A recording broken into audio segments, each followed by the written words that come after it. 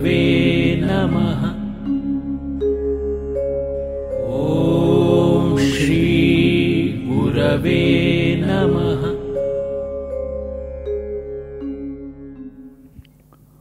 नमस्कार। गुरुचरित्र अध्याय 9। नववा अध्याय म्हटलं तर खूप छोटा अध्याय आहे। वरवर पाहिलं तर एक साधी कहाणी दिसते। एक धोबी आहे, श्रीपाद श्री वल्लभ येत आहेत आंघोळीला, रोज स्नानाला नदीत। हा लांबनच नमस्कार करतोय।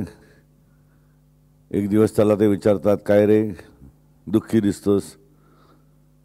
आणि मग ते त्याला आशीर्वाद देतात। तो सांगतो अमुक अमुक अमुक। आपल्याकडे एक गोष्ट सांगितली जाते की असं म्हणतात की दान नावाची गोष्ट उजव्या हाताने दिली तर डाव्या हाताला कळू नये, डाव्या हाताने दिली तर उजव्या हाताला कळू नये, ज्याला गुप्त दान म्हणतात। काय बरं असावं त्याचं महत्त्व? असं का सांगितलं जातं? सेवा हे पण एक प्रकारचं दान आहे। मग जर दान उजव्या हाताने दिलेलं डाव्या हाताला कळू नये इतकी जर अपेक्षा असेल, असं जर शास्त्र सांगत असेल, तर सेवा हे दान सुद्धा आपण दिलेलं कोणाला कळता पण कामा नये। नेमकं सेवा दिल्यामुळे घडतं काय? जेव्हा तुम्ही सेवा देता आणि निरपेक्षपणे देता आणि अपेक्षा रहित देता, तेव्हा प्रत्यक्षात तुम्ही काय देता माहिती आहे का? तुमचे श्वास देता, तुमच्या आयुष्यातला अमूल्य वेळ देता। बाकी सगळ्या गोष्टी माणसं देतात, ती दिली तर पुन्हा मिळवता येतं।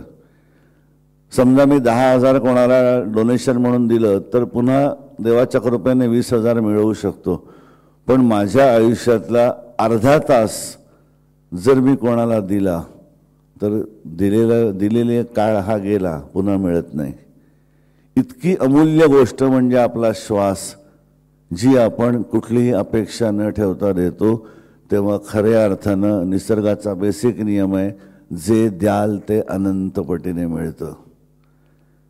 तुम्ही आयुष्यातला अर्धा तास जर परमेश्वरी कार्यासाठी दिला असेल तर निश्चित अर्ध्या तासाच्या पेक्षा अनंत पटीने काळ, क्वालिटी वाईज क्वांटिटी वाईज आयुष्य तुम्हाला मिळतं।